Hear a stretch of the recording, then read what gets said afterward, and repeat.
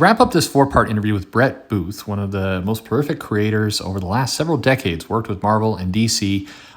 Here we're talking a little bit about the future, what he would recommend for the industry that would help it going forward, how people can get in touch with him and certainly get some of his advice in drawing, and just a little bit about the state of the comic industry as it is right now, where he stands, future work, DC, and everything he's allowed to tell us. So another great interview, segment to this interview, I should say, and a huge round of thanks to Brett Booth for everything that he did.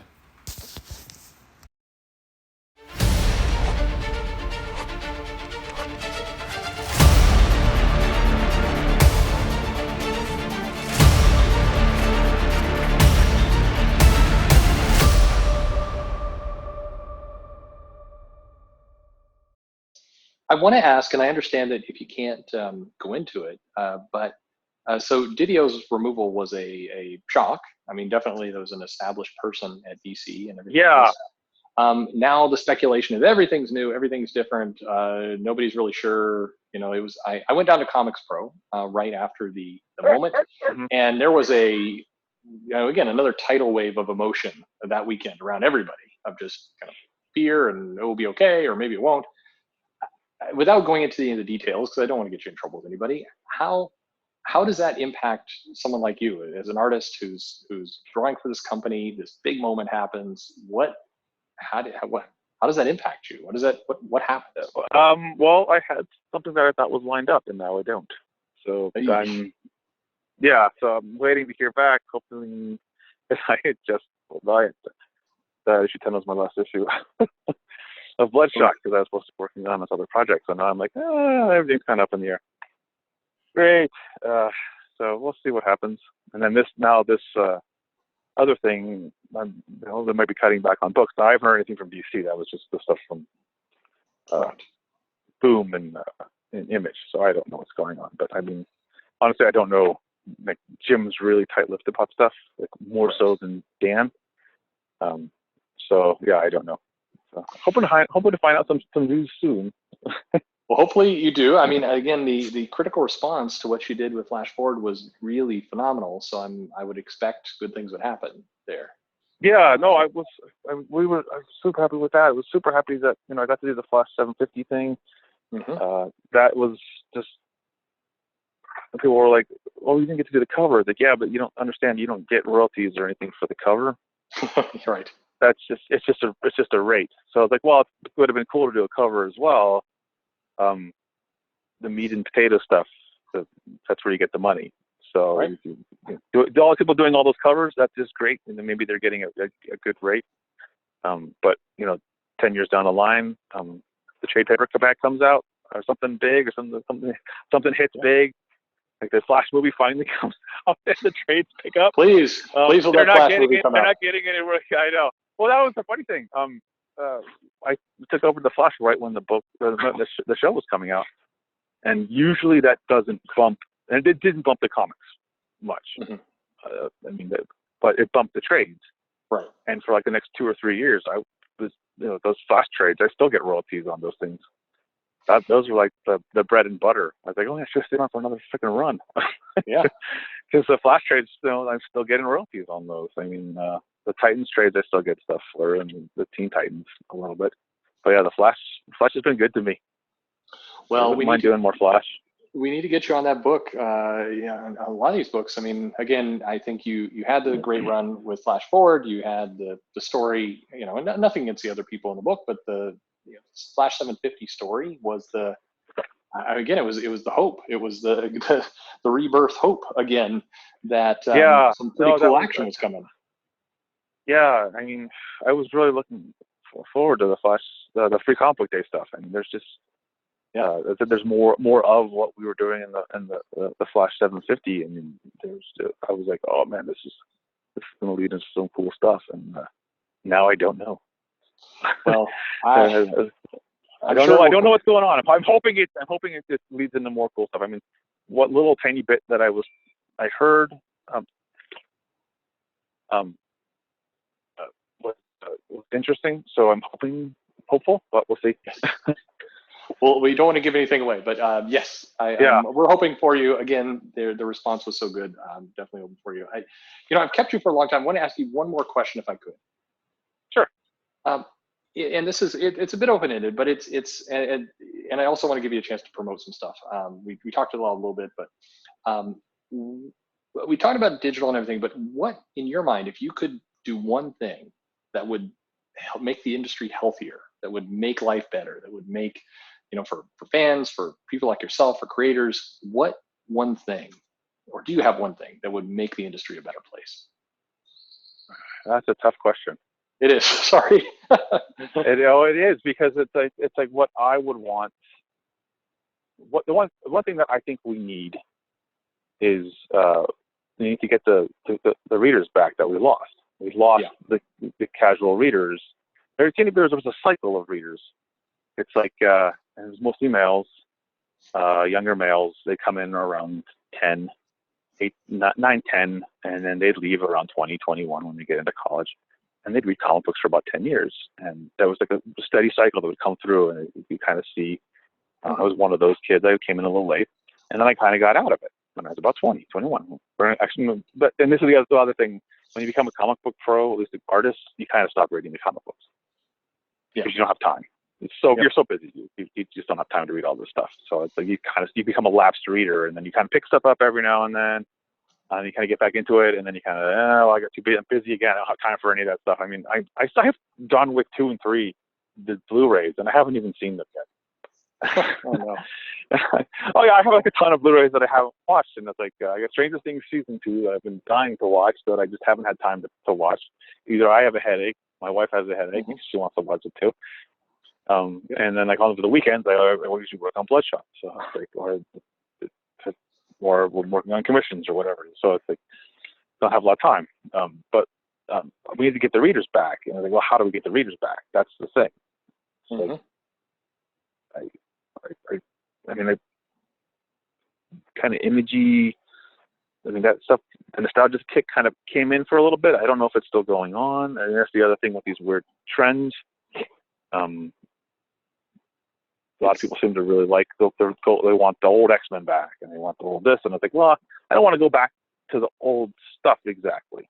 That's the other thing. Like I want to kind of take some of the old. I want to take the best parts of like the late '80s. I think that was actually art-wise a little better than the '90s. It was too extreme, no pun intended. Yeah, I'm with you. Yeah. The late '80s, where it was just starting to get really, really exciting art-wise, and so I mean, I thought the stories were bad or anything, but I don't know, maybe a little less complex. You mix more of the more modern complexity. I mean, there's a lot of really great dialogue now, witty, fun dialogue. True. That it was more formulaic back then. Like if you look at Chris Claremont, he has a very specific formula for writing things. Yes. He did this thing in Wildcats, the Huntsman, the crossover with Wildcats. I actually did finishes over Jim for half of part of an issue on that, and I didn't get credited. Oh, really? In the damn stupid trade, in the big trade, like, oh, special thanks to, but they didn't say what I did. I didn't. Hey, I did finishes over Jim on these pages, and I did finishes over him on an issue of Fantastic Four too. But I lost my train of thought a little bit.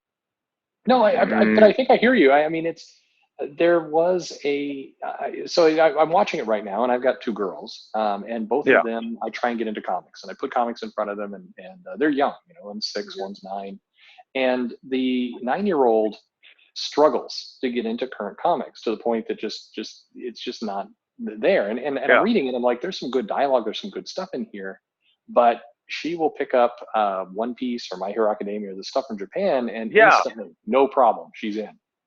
Yeah, like My Hero Academia is like to me is like the best comic book stuff out there right now. Yeah, the best superhero stuff. I'm huge. I don't read the manga because I don't read but I watch the anime.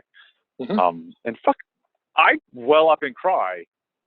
Sure. Watching that damn thing, and joy. It's just joy. It's like this is the feeling I used to get when I read the comics when I was a kid, and it's like, how do we tap into that and put that back on the page? That was what the '80s felt like to me. Yeah, Same yeah. feeling. I'm trying to figure out. I've been trying to figure out the best way to kind of pull the best from that, pull the best, art-wise, the best exciting superhero action stuff, but also not like completely off the wall 90s stuff where like didn't make any sense. There's backgrounds. You got to put backgrounds in there, guys. And Yes, the guns please. need to look like guns. Please. You got to do that. It's like when I'm on Twitter, like I see all these pages. People send me these pages, and it's like, and even the modern comics that I look at, there's like like one background on like 3 pages, and then just like a bunch of white panels, and it's like, yeah, then there's going to be dialogue. I get that, but you need to put some damn backgrounds in there so I know what the hell's going on and where they're at. And It so is. No, absolutely. try to convey some of this stuff to some of these guys. It's just like, I know that. And the other thing, here's what I think. This is my Dan DiDio story. He didn't like my crazy wonky panel layouts. Dan didn't like those. Yeah, I've heard that about so others. my revenge is going to be training all these kids on Twitter to do crazy wonky panels. So I sent stuff to Dan. It's like all he has the option of is crazy wonky panels. That was like my Nice. revenge. It's such a funny joke revenge. Useless now, but No, but and I'm glad you brought that up, because you do a lot of art critiques, and I mean, I appreciate it, as I'm obviously putting my own art up there, but I appreciate seeing that back and forth, and I know a lot of other people do too. So I mean, on behalf of a lot of people, thank you for that. Yeah, well, I don't see a lot of people. It's so weird because it's like, I mean, half of the stuff that they tell me is like, it's in that damn Hard to Draw Comics the Marvel Way book. People just pick that book up. You'll find I still use that. It's like 30, 40 years or 30 some odd years since I picked that up. I was 13 when I picked it up for like, I think, $20 at the Barnes and Noble. I still use that. I don't have it, but I remember all the pages and stuff like that, and all the techniques are in there, and it's all there laid out with John Buscema art. So it's pretty freaking sweet. It is an incredible book if you can get your hands on it. I'm looking at it right now, and I got mine from Walden Books back in the day. It's so all the stuff's in there, and so basically you just building on that. But a lot of people, like, I don't know, maybe they want something, because it's an old book, they're not interested in it or something like that. Like I put some sort of special knowledge now. I think so. And it's like, well, there are tricks. I can't tell them this stuff because they need to learn the basic stuff. So then there's definitely tricks, crowd scene tricks. Oh yeah, there's some tricks. I know how to do that. So that's why when they go, oh, all these characters in the book, that doesn't bother me because I know all the tricks. I do all the characters. There's like one guy, a friend of mine's like, hey, I'm working on this thing, and he drew, like, the script has like 100 characters, and he drew 100 characters. It's like, oh, that poor artist. He doesn't know the trick. So you can make it look like there's 100 characters, but there doesn't have to be. It's one of the tricks. You can get through a double-page spread that has multiple characters on it pretty fast. Well, you make it look easy if it helps. No, it is. It is and it isn't. I mean, but so much, like, a lot of stuff didn't click for years. I struggled. That's why I kind of dropped out for a while. I didn't really realize it at the time. I was kind of depressed because I couldn't get the next level that I needed to. It was really quite difficult. And so I get when some of the fans or the artists are like, "Oh, I'm stuck here. I can't get that." And it's like, well, there's so much. There's only a couple ways you can do it. You can stop working for a little bit and then come back in. Sometimes you can level up pretty fast if you do it that way. Other times, no, and you're like stuck back to where you're at, and you like have to go relearn a bunch of stuff. Kind of do something a little different but similar. That kind of helps sometimes. But somebody asked me about that today. It's really impressive, I think, what you do and what you're passing on to others. It's really appreciated. Before I just say thank you, are there any things that you mentioned? You have a Patreon, you have some other ways. How can the fan base who likes your work support you? What are the best ways? The Patreon works pretty good because I do like 4 original drawings for that you can buy. It's this thing called Sketch Saturday, and I would like do a new sketch every Saturday, like whatever I could think of, because I didn't do a lot of commissions. I actually don't like to do commissions. For some reason, it's kind of a weird thing, because either they'll pick something I don't really like, and then I kind of like force myself to draw it, or It's like, oh, I think I could do this and I could do this, but they want this design. Okay. Yeah. So if I did these sketch Saturdays, I could just draw whatever I wanted to, and then charge them at like, slightly less than the commission price because it's what I wanted to do. If I do that on the Patreon, there's like 4 of those a month at the different tiers. And there's just like high res files. They'll all be put up high res too, so that you can actually, if you want to practice inking over them, you can practice inking over them or coloring them or whatever. So, and then I do Basilisk as I'm starting to start up again. So there'll be like 2 or 3 pages of that superhero, which is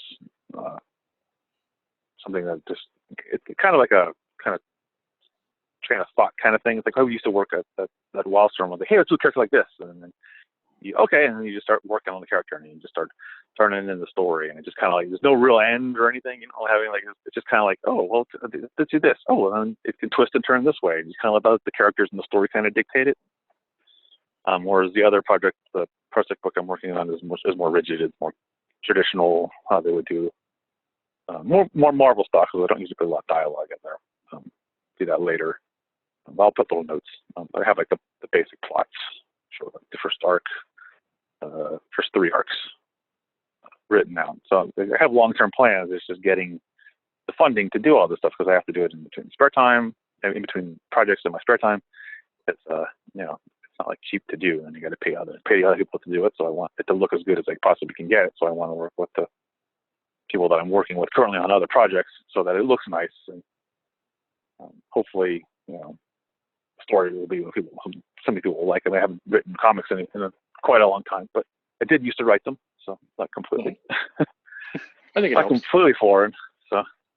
Well, people should definitely go check that out. Get engaged. Join that. Any books on the near future that we should be looking out for? Bloodshot 10 and the Free Comic Day are the only things that I have scheduled, or one like halfway through Bloodshot 10 right now. Excellent. I should be finishing that probably April 10th is the day to do the deadline. So we'll be finished on April 10th. Well, deadline, folks. People definitely need to hit your deadlines, please. It helps out the industry. We need it right now. Listen, thank you very much. You gave me a lot of time tonight. Really appreciate your insight on everything. And it's just, like I said, I've been following you since way back, I think in the early 90s, 93. I just started January 8th is when I flew out to Wildstorm before it was Wildstorm. Aegis Entertainment, that's what it was. And incredible. Well, you've had a great career and much more to come, and we got to get you onto some big books. Yeah, hopefully. We'll see how this year goes. Well, let's see how the year goes. Thank you very much for your time, and I hope I get to talk to you again soon. Share a beer with you. Cool. Alrighty. Cool. I'll talk to you on Twitter. All right. Talk to you on Twitter. Thank you very much. All right. Alrighty.